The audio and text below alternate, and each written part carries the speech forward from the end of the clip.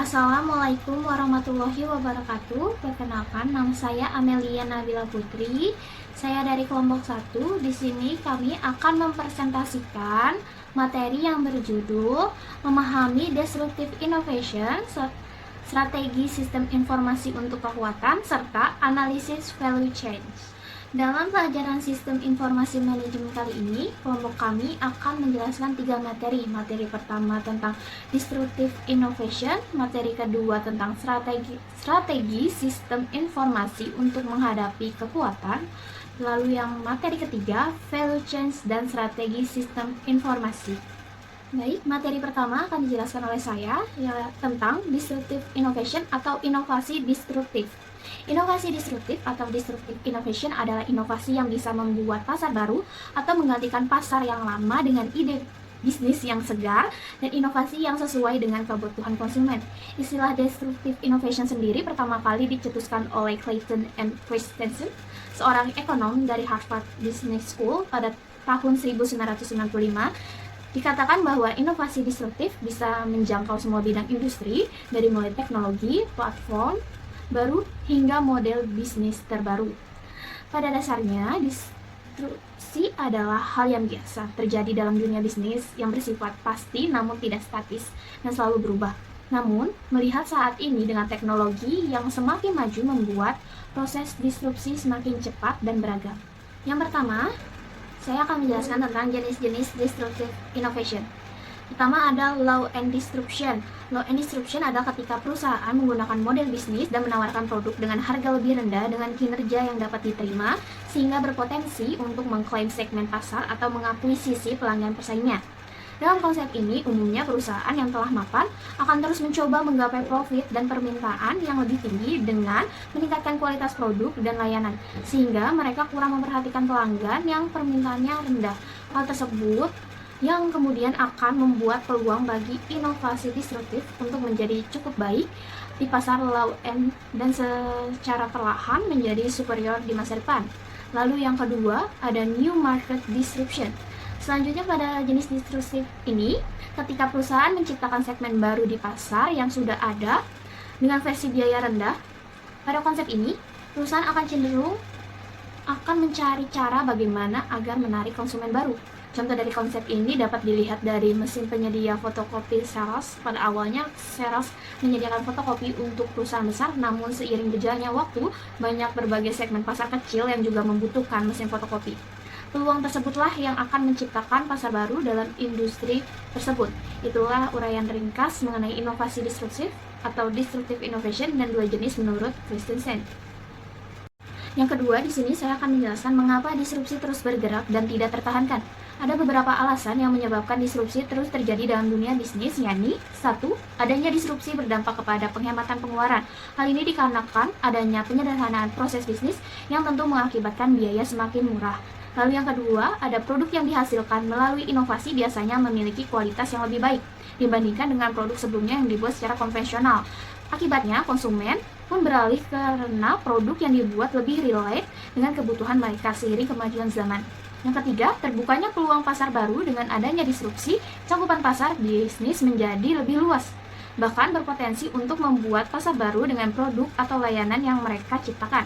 Yang keempat, dengan inovasi disrupsi, hasil produk atau jasa akan lebih mudah diakses oleh konsumen. Lalu yang kelima, akibat disrupsi semua hal menjadi serba lebih baik, mulai dari lebih menghemat waktu sehingga lebih efisien. Yang ketiga, di sini ada studi kasus atau contoh kasus dari disruptive innovation. Contoh yang paling nyata dan mudah ditemukan adalah yang pertama, ada alat transportasi konvensional seperti ojek, angkot, dan taksi mulai tergeser oleh kehadiran ojek online. Keberadaan ojek online membuat alat transportasi lebih mudah diakses oleh konsumen. Tidak hanya itu, ojek online juga lebih murah dan lebih menghemat waktu. Maka tidak heran jika alat transportasi konvensional akhirnya kalah bersaing dengan ojek online. Yang kedua, ada disrupsi menggantikan perusahaan konvensional. Bisa dilihat dari tersingkirnya Nokia dari kancah persaingan ponsel. Seperti yang diketahui, kurang lebih 2 dekade lalu Nokia adalah raja dari ponsel. Namun, Nokia yang tidak mampu beradaptasi terhadap disrupsi dengan mengembangkan inovasi terpaksa menyerahkan tahta pada Apple di tahun 2007. Lalu yang ketiga ada penggunaan floppy disk menjadi flash disk, juga merupakan contoh dari inovasi disrupsi di bidang teknologi. Lalu yang keempat ada inovasi disrupsi yang mudah diamati, yaitu bagaimana marketplace mulai mengubah cara pandang konsumen akan cara berbelanja. Sebelumnya konsumen harus pergi ke toko untuk membeli barang. Sekarang berkat adanya marketplace, pasar konvensional mulai ditinggalkan. Sebagai gantinya, konsumen mulai berbelanja secara daring lewat berbagai marketplace yang ada seperti Shopee, Tokopedia, dan lain-lain. Lalu yang keempat ada tips berbisnis di era disrupsi. Pertama, mengamati tren. Amati apa saja perubahan-perubahan yang terjadi pada suatu bisnis dan pasar yang ada. Dengan melakukan pengamatan, pebisnis bisa mendekati jikalau disrupsi akan terjadi. Pada akhirnya, pebisnis bisa melakukan adaptasi dan antisipasi terhadap disrupsi tersebut. Bahkan pebisnis bisa turut serta menjadi pionir inovator dalam era disruptif. Yang kedua ada berpikir out of the box. Ada dua langkah yang harus dilakukan dalam rangka berpikir out of the box. Yang pertama adalah menjadikan diri sebagai pemikir kreatif. Selanjutnya, pebisnis bisa memfokuskan diri pada berbagai pertanyaan yang bisa menstimulasi timbulnya jawaban dan juga solusi. Yang ketiga, melakukan inovasi. Langkah selanjutnya adalah untuk menjadi salah satu agen disrupsi adalah dengan melakukan berbagai inovasi. Bisa dibilang langkah yang tepat untuk mencegah bisnis mengalami kemunduran dan tetap relevan dengan kebutuhan pasar.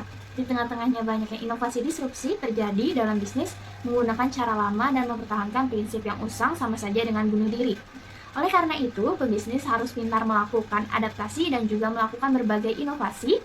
Hal ini dilakukan agar bisnis tidak tertinggal dari kompetitor yang melakukan inovasi sehingga perusahaan tetap mampu bersaing dan terus menguntungkan. Lalu yang keempat ada partnership. Cara untuk tetap bersaing di tengah disrupsi adalah dengan menggandeng perusahaan lain dan melakukan kerjasama. Partnership bisa dilakukan mulai dari input hingga output. Dengan begitu, bisnis bisa lebih efektif dan efisien sehingga mampu bertahan bahkan bersaing dengan pebisnis yang menjadi agen disruptif. Oleh karena itu, pebisnis mampu bersikap dinamis dan fleksibel serta terbuka dengan berbagai macam pilihan yang ada. Dengan begitu, tidak hanya bertahan, pebisnis juga mampu bersaing dengan perusahaan lain yang menerapkan inovasi. Lalu yang kelima ada dampak inovasi disruptif atau disruptive innovation. Saat ini banyak perusahaan yang meningkatkan sistem bisnisnya dengan menambahkan sistem online di dalamnya. Hal tersebut dilakukan untuk menarik pelanggan yang juga ikut terpengaruh dengan adanya disruption. Hal ini dikarenakan era digital saat ini pelanggan tentu ingin membeli produk atau menggunakan jasa dengan cara yang sederhana. Salah satu ciri dari produk hasil disruption adalah harus lebih mudah diakses oleh pengguna. Dalam segi transaksi, pelanggan juga dapat melakukan pembayaran melalui digital tanpa perlu menggunakan uang tunai. Demikian, disruption memiliki pengaruh yang cukup signifikan dalam bisnis. Segalanya berubah menjadi lebih mudah seiring berkembangnya teknologi. Semakin terkesan mengganggu atau disruptif, namun faktanya keberadaan disruptive innovation juga memberikan manfaat. Disruptive innovation memberikan peluang pertumbuhan bagi perusahaan agar selalu dinamis mengikuti tren baru yang terdepan. Selain itu, konsumen juga bisa mendapatkan produk yang lebih baik, lebih murah, dan layanan yang lebih mudah diakses melalui teknologi era digital. Baik, sekian materi dari saya. Materi selanjutnya akan dijelaskan oleh teman saya. Terima kasih. Baik, saya Arifah Triwulandari akan melanjutkan presentasi pada kesempatan kali ini. Selanjutnya ada strategi sistem informasi untuk menghadapi kekuatan. Menurut Martin, sistem informasi strategis adalah alat untuk mengimplementasikan strategi dengan menggunakan informasi, pengolahan informasi, dan juga komunikasi informasi. Menurut Loudon, sistem informasi strategis adalah sistem komputer yang digunakan pada setiap tingkatan organisasi yang mengubah tujuan operasional, produk jasa, dan hubungan lingkungan untuk membantu organisasi memperoleh keunggulan kompetitif. Sehingga dapat disimpulkan bahwa sistem informasi strategis adalah sistem informasi yang menggunakan teknologi informasi atau IT untuk membantu perusahaan dalam hal mendapatkan keunggulan bersaing, meminimalkan hal yang tidak menguntungkan sehingga tercapai tujuan strategis perusahaan.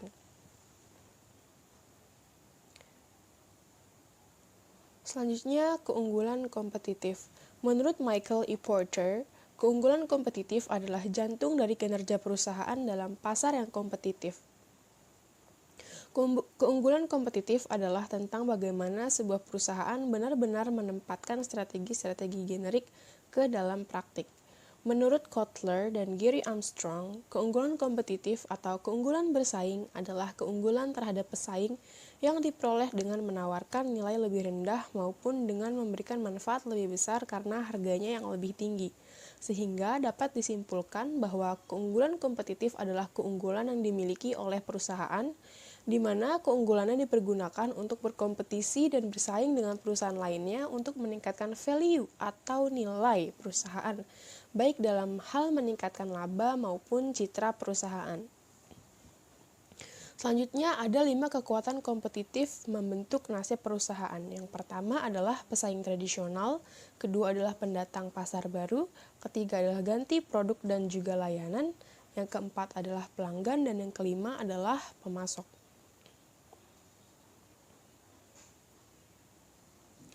Selanjutnya ada 4 strategi generik untuk menghadapi kekuatan kompetitif, dimungkinkan dengan menggunakan TI. Yang pertama, ada kepemimpinan dengan biaya rendah. Artinya, menghasilkan produk atau layanan dengan harga lebih rendah daripada pesaing. Contohnya, sistem respon pelanggan Walmart yang efisien. Selanjutnya ada diferensiasi produk. Artinya, mengaktifkan produk atau layanan baru yang sangat mengubah kenyamanan dan pengalaman pelanggan. Contohnya seperti Google, Nike, dan juga Apple. Selanjutnya ada fokus pada ceruk pasar. Artinya, gunakanlah sistem informasi untuk memungkinkan strategi terfokus pada ceruk pasar tunggal. Contohnya seperti sistem on queue pada Hilton Hotel. Selanjutnya ada memperkuat keintiman pelanggan dan juga pemasok. Artinya, gunakanlah sistem informasi untuk mengembangkan ikatan dan juga loyalitas yang kuat dengan pelanggan dan juga pemasok. Contohnya seperti yang dilakukan oleh Netflix dan juga Amazon. Yang terakhir ada sistem informasi yang dapat meningkatkan kinerja unit bisnis secara keseluruhan dengan meningkatkan yang pertama adalah meningkatkan sinergi. Ketika output dari beberapa unit digunakan sebagai masukan bagi orang lain atau organisasi pasar kolam renang dan keahlian. Contohnya adalah penggabungan Bank of New York dan JP Morgan Chase, serta pembelian YouTube oleh Google. Selain meningkatkan strategi, juga meningkatkan kompetensi inti. Aktivitas perusahaannya adalah pemimpin kelas dunia, bergantung pada pengetahuan, pengalaman, dan berbagai inti di seluruh unit bisnis. Contohnya adalah intranet Procter & Gamble, serta ahli materi pelajaran. Untuk materi selanjutnya akan disampaikan oleh rekan saya. Assalamualaikum warahmatullahi wabarakatuh. Perkenalkan, saya Alifah Lutfi Apata dengan NIM 2010112320004. Saya akan melanjutkan presentasi dari teman saya, yaitu berikut beberapa strategi sistem informasi untuk menghadapi kekuatan. Strategi berbasis jaringan. Strategi berbasis jaringan ini memanfaatkan kemampuan perusahaan untuk berjejaring satu sama lain serta penggunaannya ada dua, yaitu ekonomi tradisional dan ekonomi jaringan. Ekonomi tradisional bisa dijelaskan sebagai hukum pengembalian yang semakin berkurang, semakin banyak sumber daya yang diberikan dan diterapkan pada produksi, semakin rendah keuntungan marginal output, sampai suatu titik tercapai di mana input tambahan tidak menghasilkan output tambahan. Sedangkan ekonomi jaringan, biaya marginal menambah peserta baru hampir nol dengan keuntungan marginal yang jauh lebih besar. Lalu nilai komunitas tumbuh dengan ukuran, dan yang terakhir yaitu nilai perangkat lunak tumbuh seiring pertumbuhan basis pelangganan yang terpasang. Selain strategis berbasis jaringan, ada juga strategi perusahaan virtual. Ini apa sih, teman-teman? Nah, strategi perusahaan virtual itu, perusahaan virtual menggunakan jaringan untuk sekutu dengan perusahaan lain untuk membuat dan mendistribusikan produk tanpa dibatasi oleh batasan organisasi ataupun lokasi fisik. Contoh, LI Enfung mengelola produksi pengiriman pakaian untuk perusahaan mode besar, melakukan outsourcing semua pekerjaan pada lebih dari 7.500 pemasok. Lalu dilanjut ekosistem bisnis. Ekosistem bisnis ini serangkaian industri perusahaan yang menyediakan layanan dan produk terkait. Ada apa aja? Yaitu platform mikroskop yang digunakan oleh ribuan perusahaan, tata tertib masuk dan manajemen persediaan Walmart, perusahaan Keystone yang mendomisili ekosistem dan menciptakan platform yang digunakan oleh perusahaan lain, perusahaan niche bergantung pada platform yang dikembangkan oleh perusahaan kunci. Perusahaan perorangan dapat mempertimbangkan bagaimana TI akan membantu mereka menjadi pemain niche yang menguntungkan dalam ekosistem yang lebih besar. Selanjutnya, menggunakan sistem informasi untuk keunggulan kompetitif masalah manajemen. Mempertahankan keunggulan kompetitif. Ada pesaing dapat membalas dan menyalin sistem strategis. Kedua, ada sistem bisa menjadi alat untuk bertahan hidup. Lalu, menyelaraskan TI dengan tujuan bisnis. Melakukan analisa dalam strategis. Nah, biasanya itu ada dua, struktur industri dan struktur perusahaan.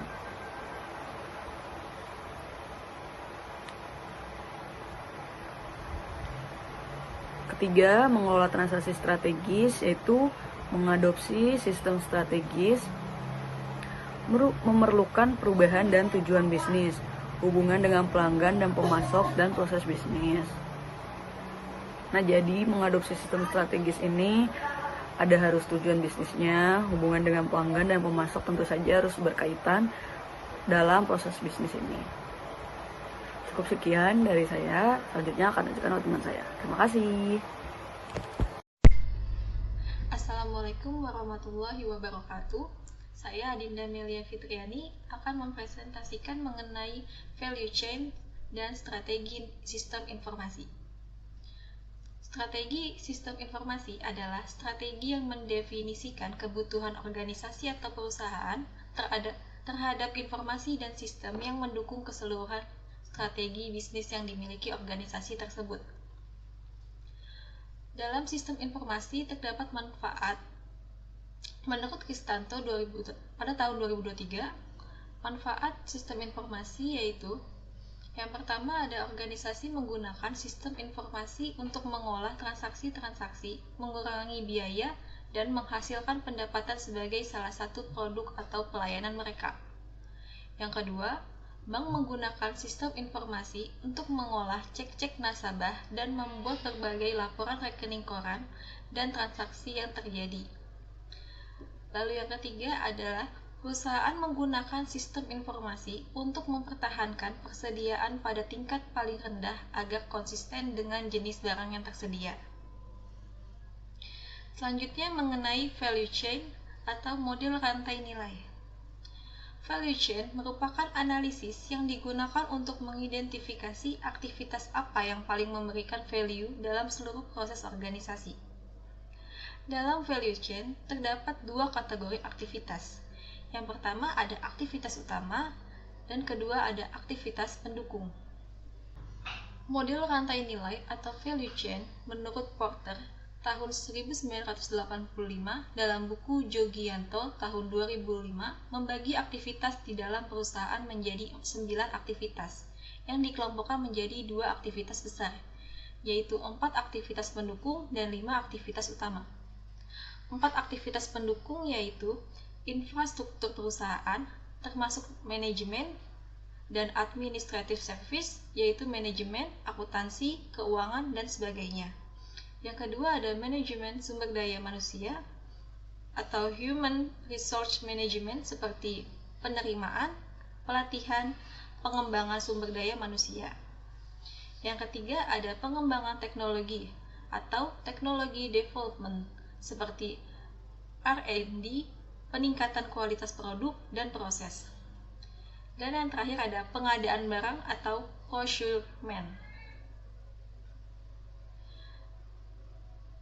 Porter mengidentifikasi 5 kegiatan utama yang biasanya terjadi di dalam bisnis.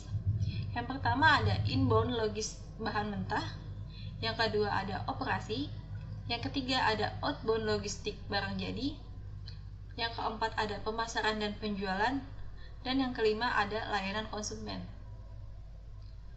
Porter menjelaskan bahwa untuk mencapai keuntungan kompetisi, kesembilan kegiatan-kegiatan tersebut harus ditingkatkan nilainya, yaitu harus efisien dan efektif. Nilai di tiap kegiatan akan dibawa kegiatan lainnya, dan akan menambah nilai di kegiatan berikutnya dan seterusnya, sehingga akhir dari seluruh kegiatan akan sangat bernilai. Strategi value chains. Yang pertama, keunggulan bersaing. Strategi ini merupakan suatu kemampuan perusahaan dalam mendapatkan keuntungan.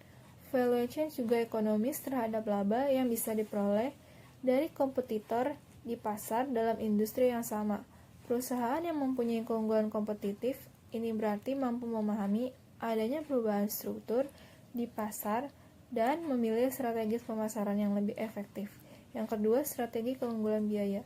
Strategi keunggulan biaya ini akan menjadi sebuah instrumen yang sangat penting untuk menjadi juara di dalam persaingan pasar. Biaya akan menjadi hal penting untuk menerapkan strategi selanjutnya, yaitu diferensiasi. Kenapa? Karena kompetitor harus bisa mempertahankan posisi biaya dengan para kompetitor lainnya, agar mereka tetap bisa unggul. Yang ketiga, strategi diferensiasi. Arti dari diferensiasi adalah berbeda. Perusahaan bisa menerapkan strategi ini secara efektif. Kenapa?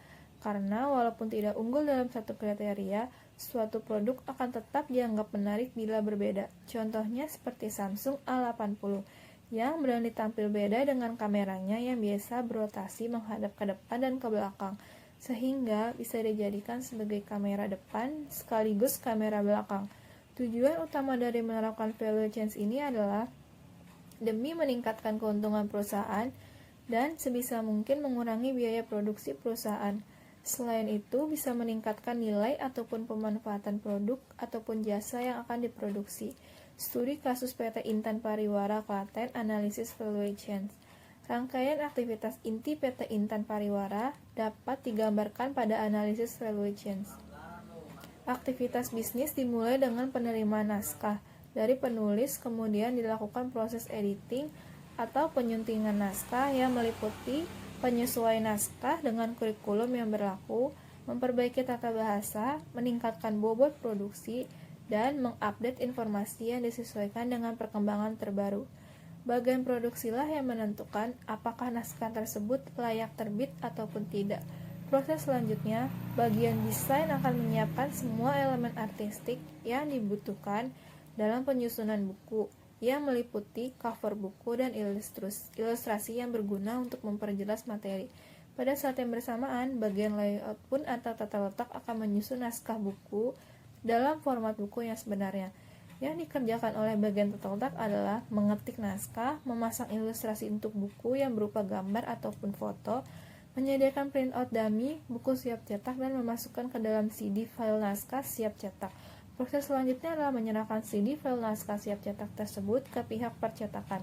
Setiap tahapan produksi mendapat pengawasan langsung dari publishing editor maupun manajemen produksinya. Nah, di sini ada 4 aktivitas pendukung, yaitu 1. Infrastruktur perusahaan, di mana terdapat struktur organisasi, manajemen, keuangan, produksi, distribusi, pemasaran, dan akuntansi. Yang kedua, manajemen sumber daya manusia, terdapat jumlah karyawan 1.515 orang yang tersebar di semua bagian perusahaan dengan klasifikasi pendidikan dimulai dari SMA hingga S2.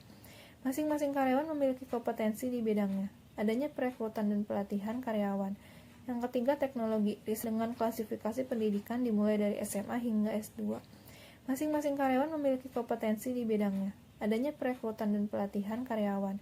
Yang ketiga, teknologi, riset produksi, riset pasar, teknologi informasi. Dan yang terakhir, pengadaan barang, pembelian peralatan yang mendukung proses produksi. Selain itu, ada 5 kegiatan utama yang biasanya terjadi di setiap bisnis.